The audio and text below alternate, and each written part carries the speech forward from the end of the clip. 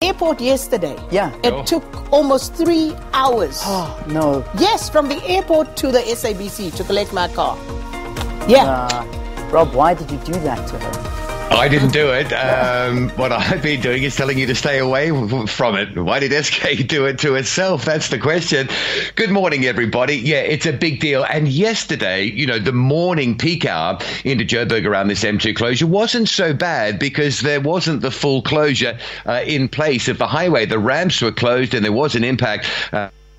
But from this morning, it's the real deal. It's the full closure. The highway closure took a little bit of time to put in yesterday, but it is now fully shut down. So, here's a look at what happens first. The first thing that happens is motorists coming in from the south, so from Village Deep, from Wemmerpan, and particularly from Boysons, along Boysons and up through Selby. It all gets very heavy getting through that M2 because eventually you're meeting sort of traffic in the CBD that's diverting east and west away from the M2. So, if you come in from the south, it is a big deal. Just make sure you give yourself plenty of time. And this is what SK was talking about. This is the closure of the M2 westbound. So yesterday morning, it remained open, was closed later in the day. And look at the video. This is what you're going to see. This is what you're going to see on the M2 if you come into Joburg using that route. And all that happens is you reach Maritzburg Street and then you've got to divert off through the CBD, through city and suburban with all those trucks rumbling through the CBD. It's absolute chaos. Our advice is stay away from the M2. You've got options. You come off at Cleveland, hit Main Reef Road, hit Jules, maybe go up and take the